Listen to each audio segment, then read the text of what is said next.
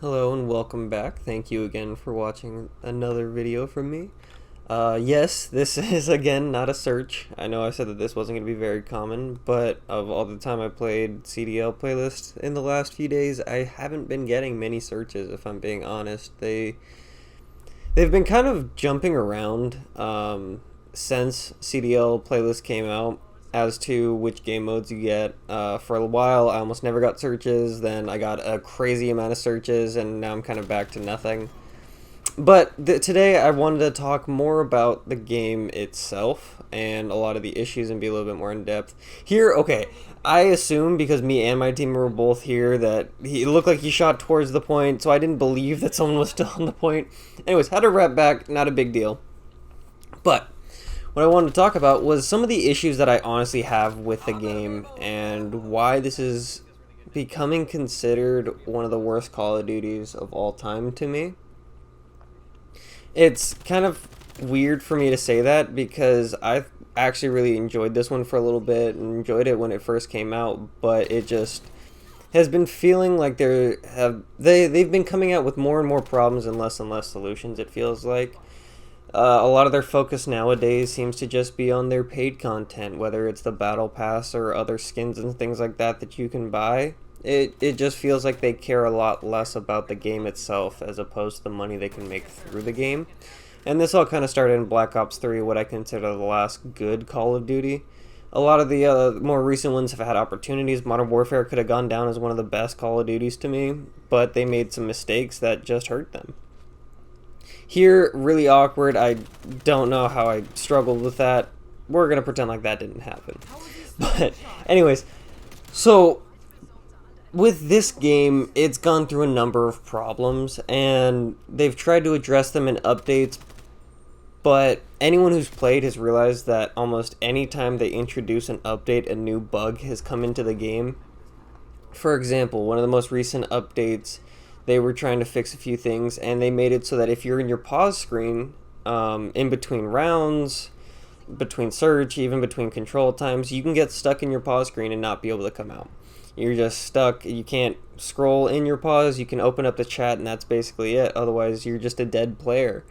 And the only way you could fix it was have the game end or restart the game, which was very frustrating to have as a bug, and their solution for it wasn't great. They just made it so you can't go in your pause menu in between rounds, which is when you would change classes and stuff like that. So, you know, even their solutions aren't exactly amazing, but it is what it is. You just kind of have to take it for what it's worth. At least we have something. But they've gone through so many bugs and problems, and they have a lot of issues to me, starting with things as simple as their team balancing and their matchmaking system. They have a competitive version like this, which is meant to have much more of the skill-based matchmaking and mostly just skill-based matchmaking. I think team balancing in a game mode like this is poorly done, because if you're doing team balancing, then it takes away from the skill of the game itself. So, in case you don't know, skill-based matchmaking is basically saying, and I know I've said this before, but maybe this video does better than those ones have, and maybe some new people see this. So, skill-based matchmaking, for those who don't know, is basically the placement of people of similar skill against each other. So, the people that I'm against should be at a similar, even skill as myself. Skill-based matchmaking, team balancing is placing good players and bad players together in order to even out both teams. So if there's a really good player, say someone like the Call of Duty legend himself, I'm Marksman. He is top rated A+ player, right? And he'll go up against C, B+ players all the time. In order to balance that out, he will be given the C- players in order to even out towards their other team's even skill, ability, and level. Now, this sounds good in theory, but it's never been implemented well, and it never really will, I don't think. Like, there's no way that I can see it coming together effectively, because all it does is make people really annoyed for a number of different reasons. You know, primarily being that no one wins. The other team gets to run over half of my team, the bad kids, and my team gets super frustrated by that because they're just getting run over and over. The other team gets annoyed because I kill most all of them almost every round, and it's annoying to be losing to just one person. And I get annoyed because no one on my team knows what they're doing, and I end up having to carry a team of just bad players. Like you see it here, I'm the only person on the point. I'm not playing super well, if I'm being honest. This turns into a decent game, but my team doesn't really help me. A lot of the times they just seem to be very lost. And I can point out in other situations when they do. What it comes down to is, honestly, I don't care a ton if my teammates are the most skilled players in the world. What I want, what I need is, and what most people would feel like agree with me, is people who understand the game and understand how to play the game. And the difference there is you can be very skilled, win gunfights and stuff like that, but if you do not understand what you should be doing, where you should be going, and how you should be playing, you're never really going to go anywhere with it. So for like this game, I have a bunch of teammates. One of them ends up positive. He's decent in getting a couple kills, but he's not very useful in actually playing the objectives. And I definitely will do similar things where I won't necessarily go on top of an objective, but it's also different trying to slay in order to get spawns and control of the map as opposed to necessarily, oh, this death bothered me. My teammate's back there shooting at him. He looks at my teammate and ignores him to run up and shoot me. Like, watch. There is him looking at my teammate, ADSing at him, ignoring him, and sprinting in. That death bothered me. My teammate should have killed him. But if my team just knows where to go to make sure that, you know, I don't need to watch a certain angles, otherwise, you know, they'll either get a free kill, my teammate will get a free kill, or they'll just simply die so I know where people are. That's honestly more helpful than what I get most of the time. It's very difficult to play with a team that just has no clue what to do at all.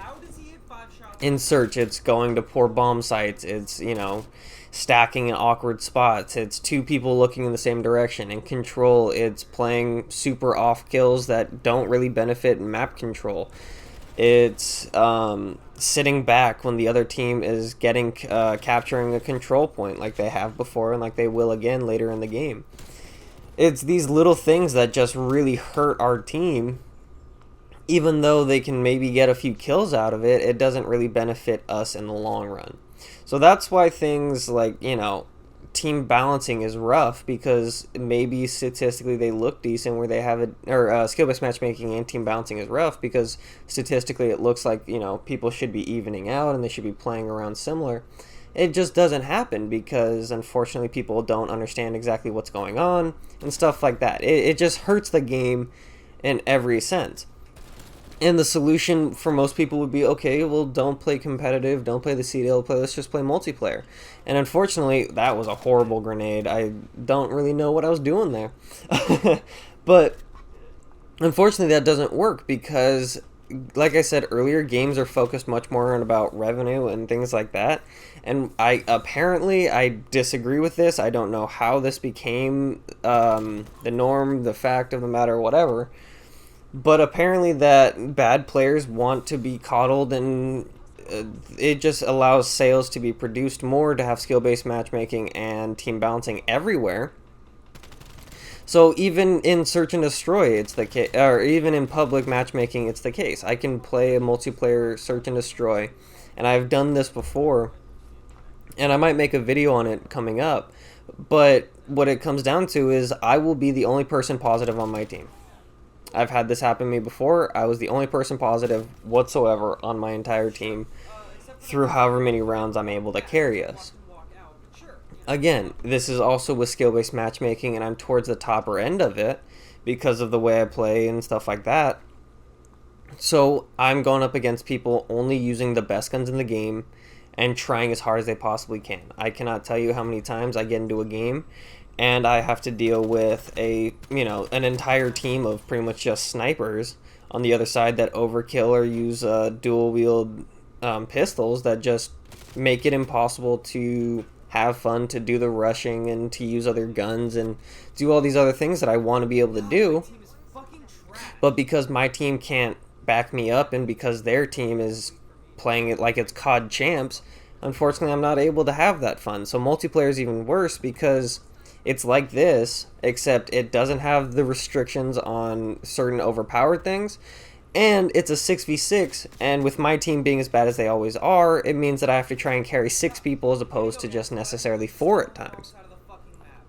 Now, if the CDL playlist were to have an ability for me to select which game mode I want to play, it would be very different. Because I can carry 4v4 search a lot easier than I can carry a 4v4 hardpoint or a 4v4 control. Because unfortunately, those game modes are very based on how well your team can play. And it's pretty obvious in this. So, say I'm trying to capture something. If you have 4 people stack a control point, it flies. It captures so fast.